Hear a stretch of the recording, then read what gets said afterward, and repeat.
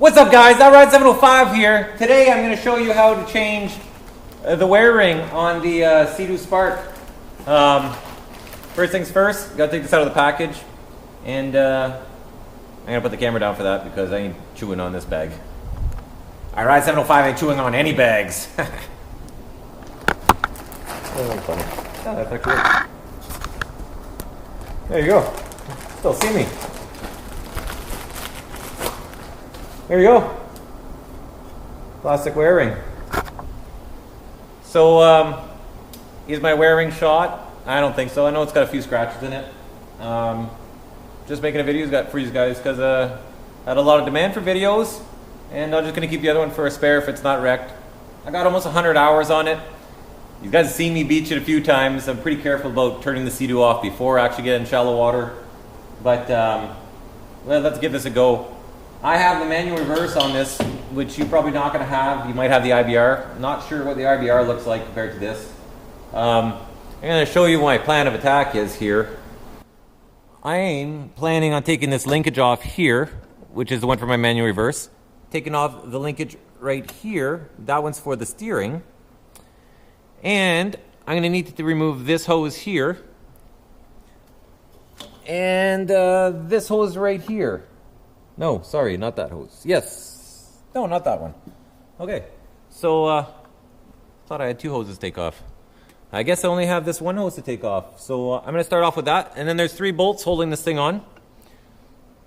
Funny thing, they're not metric. It's an actual 1/2-inch socket for that. So, let's start on that. Let me take this up. It's really difficult doing this with one hand, let me tell you. But it's always nice to have a good video. I'm a YouTube lover. Every time before I do something, I usually look at a YouTube video. I actually didn't even search to see if there was any YouTube videos of somebody changing a wear ring. I'm sure there is. But it doesn't look too complicated, so I'm just going to go at it. And I don't know about that fitting. It's actually pulling right out. Oh, look at that. That just stabbed right in there. So I took this little hose clamp off for nothing. See? Saving these guys steps already. So let's put that back on there so I don't forget to tighten it.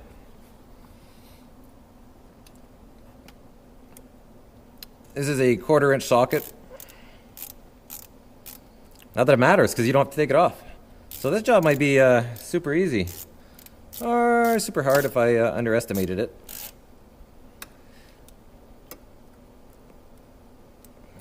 There we go. All right, let's check what size those are. I believe, unless my eyes are wrong, that looks like a 10 mil to me. I'm going over to my trusty sockets. This is not supposed to be here. And I have my 10 mil socket on my my other wrench when I was taking apart the top deck. So I'm just going to use the 3/8 one. It's all the same. It's all the same. Probably going to need a wrench on the back side of this, but I'm going to give it a go. Yep, of course.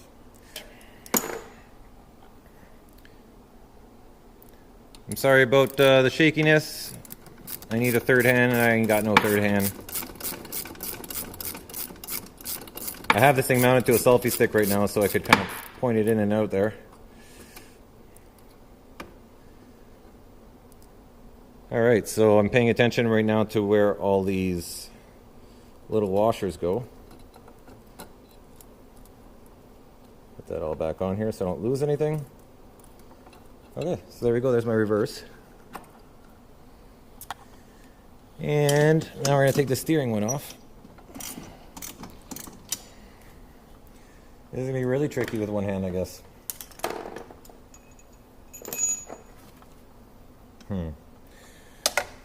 Alright, I'm going to try doing this again. Try to hold it.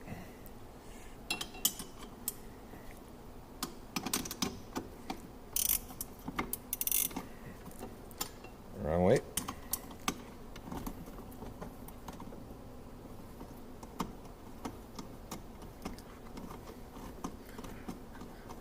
Again, sorry about the shakiness. I'm doing the best I can here to be stable. I'm not a very stable person. There you go. Again, I am going to pay attention to what I have for washers, and it looks like I have a washer on the back side and a washer on top here, and that's it. Let's take that off. And again, we'll put that all back together.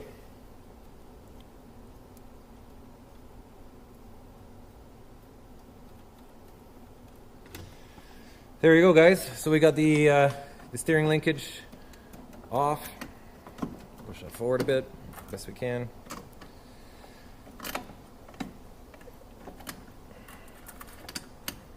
You know what, guys? I am going to take that bolt out of there because it looks like it might give me a hard time when I come to take the jet off. So we'll take that off, put it aside.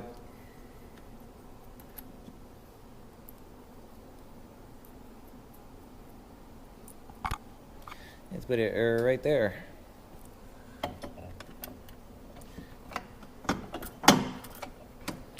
There we go.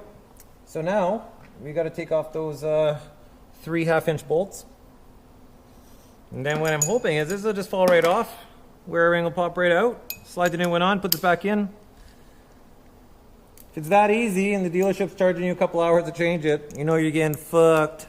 But dealers like to do that.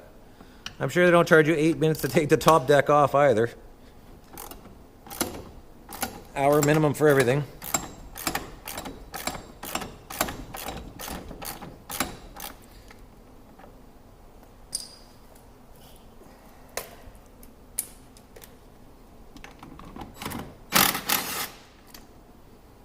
That's it, it's out of there. I can see just looking at it that there is a yellow substance on there, so that's some sort of a Loctite. So when I put these back in, I'm going to put them back in with blue Loctite so they don't come out, because that would probably be not too fucking good. That one's kind of in a tight spot, so I'm going to use a universal joint for that. One of these little suckers here. And I'm going to try to use my impact drill to do that. I'm sure it'll have enough power.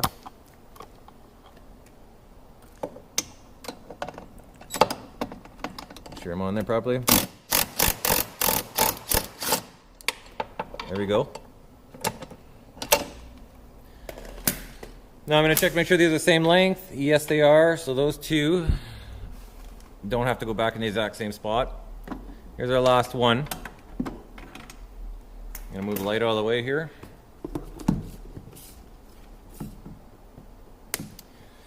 My video of removing the top deck turned out pretty good. I was actually pretty happy with the way the lighting turned out. I know the GoPro's not the greatest in dark areas, so here we go.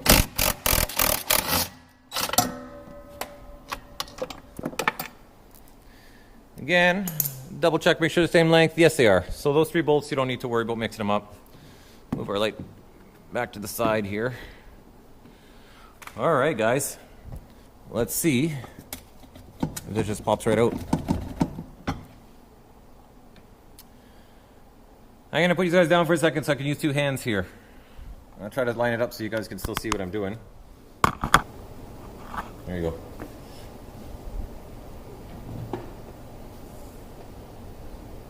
Make sure there's nothing else that I'm missing. I don't see anything offhand.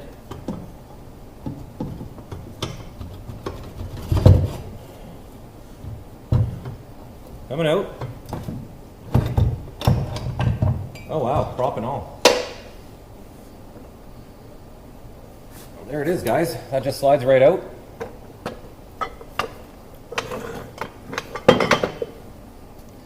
Alright, set up my light again here.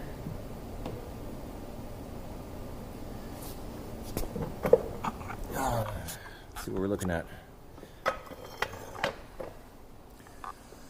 So that's the sucker right there. A little boot, some splines in there. See that there's some grease in there. I wouldn't be opposed to putting more. Let's see if there's grease on that shaft. Yeah, it's kind of greasy. So I'm going to put a little bit more grease before I button this all up. I rotate this. I'm going to make sure there's a support bearing there. Just want to make sure that's nice and smooth. That looks great. You do see that I do have some little fine chips at the end of my blade. There's a little bit of burr there. If only I knew somebody owned a machine shop with some fine files. Yes, I am gonna file them nice and sharp. No, I'm just gonna remove the bird edges, just because I can. So I got those sharp edges sticking up. Oh, it's really hard to do with one hand.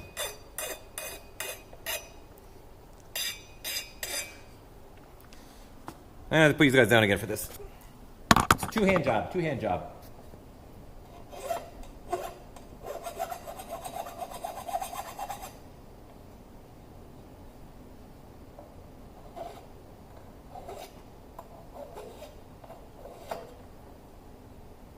I'm not concerning myself about cleaning the edge completely. What I'm just trying to do is the mushed over little bits.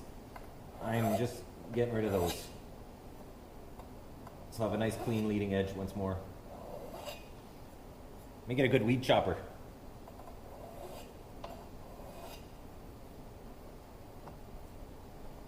This is not going to be enough to take the prop out of balance. You know, surprisingly enough, guys, look at that. That sticker's still on there. That's pretty amazing after 100 hours to still have a sticker on the impeller. That's a good sticker.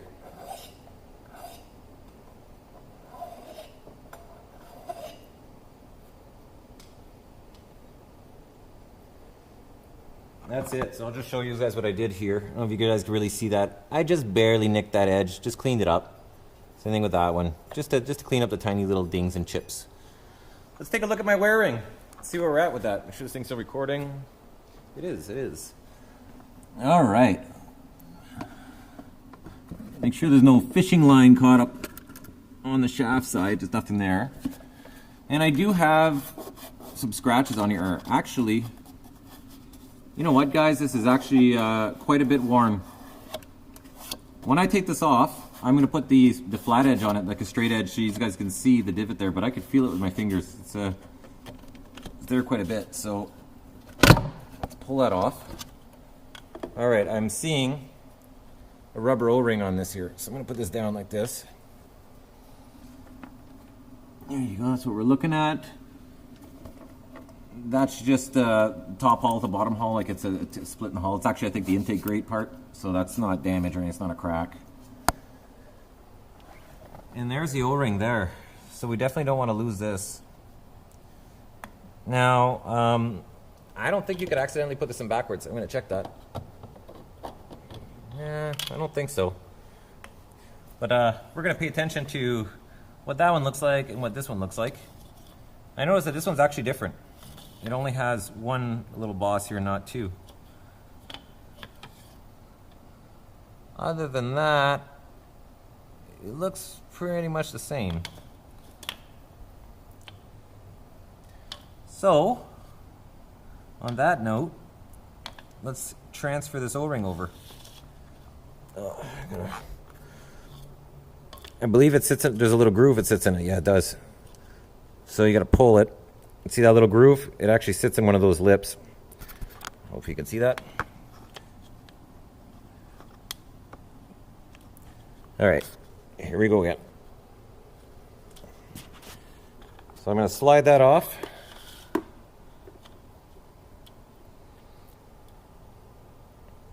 And hang my light here so hopefully you guys can see what I'm doing again. And here we go. So it's actually going to sit over this lip right here, like so. So I'm just going to press it all the way around into that little groove. This is not going to be a hard job, guys, I can tell you that right now. It came apart really easy. 3 bolts.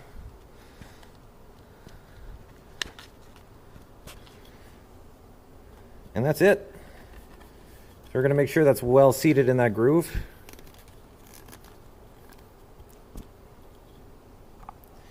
And away she goes. It's in the groove, it's sitting flush. It's ready to go back in. That little section here goes around this pipe right here. Like that. So that's what stops it from rotating, I guess. Alright guys, I stopped for a second because I was rudely interrupted by my SIM card being full and my GoPro freaking out saying disk is full or whatever the fuck it said. So, let's resume our little reassembly here of the wear ring. Alright, so like I said, before I put this in, I wouldn't mind greasing that shaft. As much as I like to get my fingers all dirty, I'll just do it this way. There you go. Oh, I'll get my fingers in there. I just can't leave it like that. It's got to be pretty. I'm not going to go crazy buttering this up. There is a rubber seal on this, so as soon as I slide that over, it's just going to want to come right back out anyways. So we'll just butter that just a little bit. And just for the hell of it, I'm just going to put a very light slime on this here, just to help it slide back in place.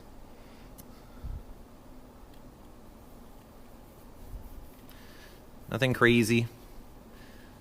There we go. So now,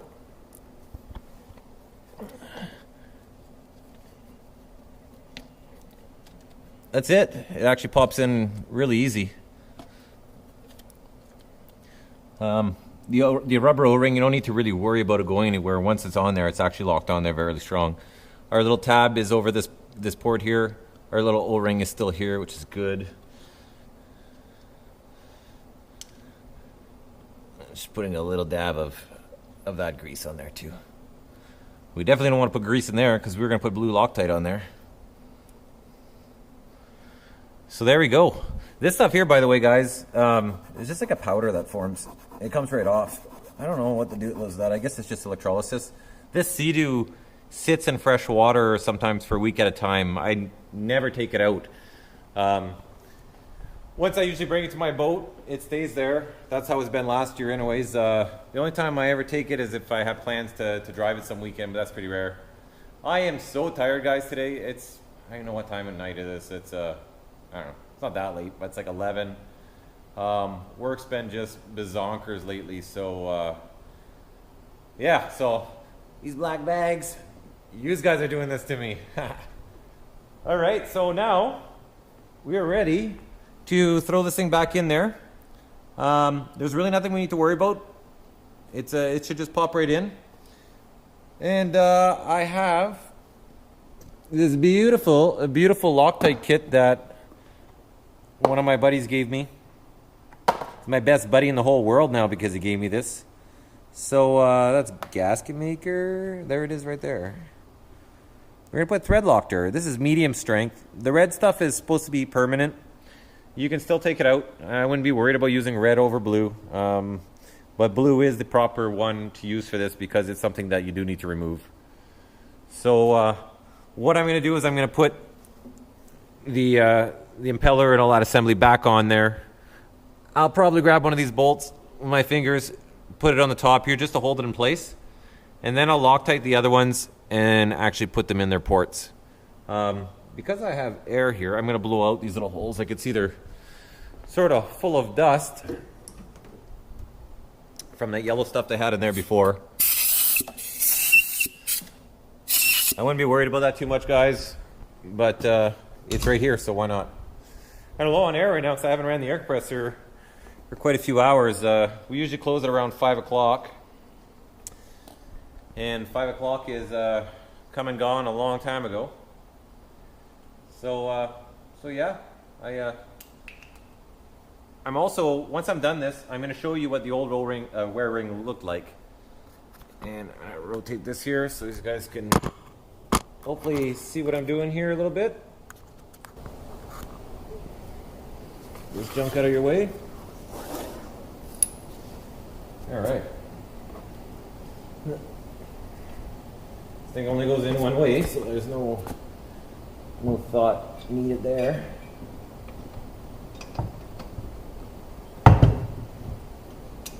So I'm just basically lining up that shaft with that rubber gizmo that goes around it. This should slide in pretty easy. The only thing I need to worry about is my just my little steering thing. You just want it to be through that slot like it's supposed to be. Other than that, it should just pop right back in there. Now, it's not to say that the splines are going to line up from the impeller to the shaft. What did I just do?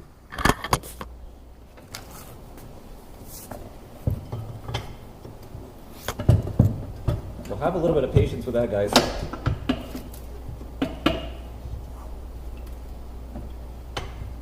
Patience is not my friend.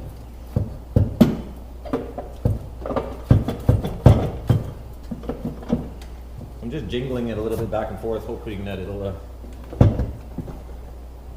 do.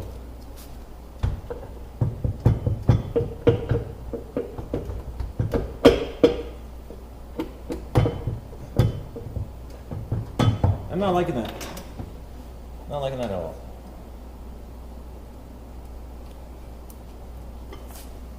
This actually came off. It didn't stay on that side of it. Change my mind, guys. When you come to put this part back in, press this into this housing here first. Make sure this lines up well. This little part here. I'm off a little bit, so I'm going to torque it a little bit.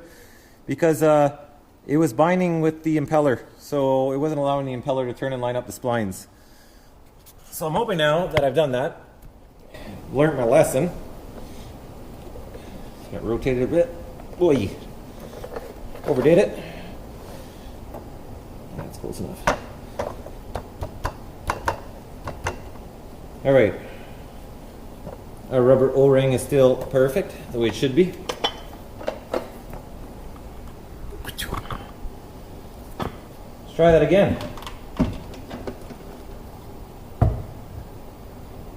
It's always easier when you do something the second time around. So now the trick is to line up the shaft with that little rubber piece. If you just put your fingers over it, it helps guide it in really easy. That worked out really well for me.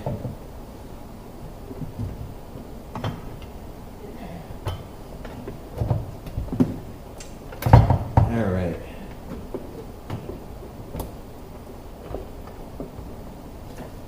Oh, a little steering linkage. Come on, you little bitch.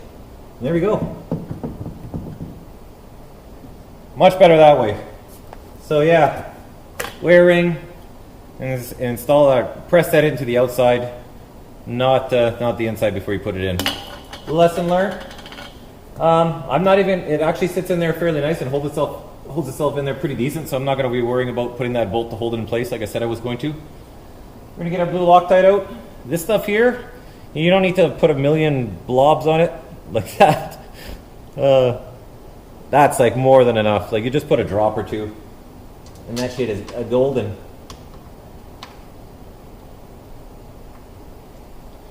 We're gonna get that started.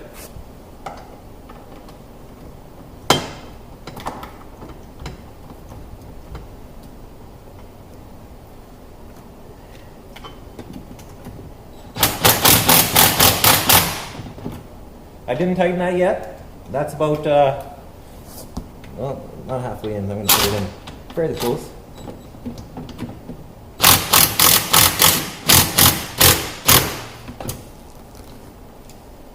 Still not tight. Yeah, still got a bit of wiggle room. I want to make sure this thing's sitting in there flush before I go and torque anything, in case I bind everything all cockeyed.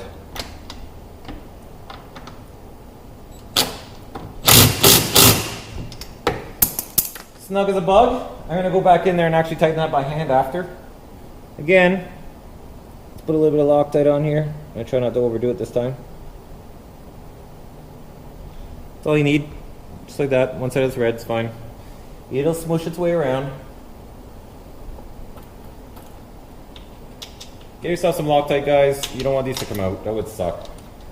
My buddy with the 60 or the 90 horsepower, the yellow one with the IBR, he had an issue where he was missing a bolt completely. Now he's not sure if the bolt came out as he was riding, but when he showed up at the dealer with it under warranty, and his wear ring was all chewed up, that whole bolt was missing and that whole assembly he said was able to jiggle around. So it'll put you in trouble. All right, last bolt. I don't rely on this to tighten anything. It is quite capable of tightening them very tight, but you have no sense of how tight it is. So I'm going to go back in with the wrench after and torque them by hand. Basically, I just started threading them with my fingers so I know they're not cross-threaded, and then I can go in there just because this is easier, it's faster. I'm all about that.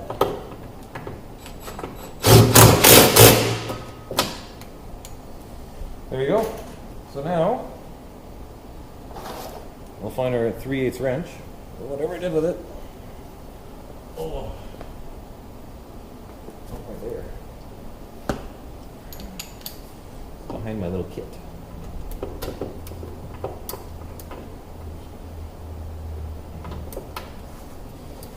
Yeah, it definitely put them fairly tight. It wasn't bad at all. Now I'm not going to overdo this. You could hang off these bolts, but there's no purpose in. They're threaded into a piece of aluminum. Aluminum fairly strong. The thread's about an inch of thread in there, but you can still strip stuff, and there's just no point. Over torquing is no better than under torquing. Very tight. All right, so we got our 3 bolts back in there. That one right there, and that one. We made sure our steering shaft fits through this little hole here, and we could just press our this little doohickey back in. That's it, and that's it, guys. The wear ring is in. The only thing I have left to do is put my linkages back on for my steering and for the reverse. Well, guys, I'm gonna end it here. I mean, this is not rocket science. This hooks up to this little part here, and this one hooks up to this little hole here once I move this bucket back up. That's it, guys. So that is how you change a wear ring. I don't know how long we've been at this, but that didn't take long. If I had to do that again, I bet you could do that in 10 minutes. So good luck to you guys. Hopefully you don't have to do this too often. Stay out of the rocks, and peace.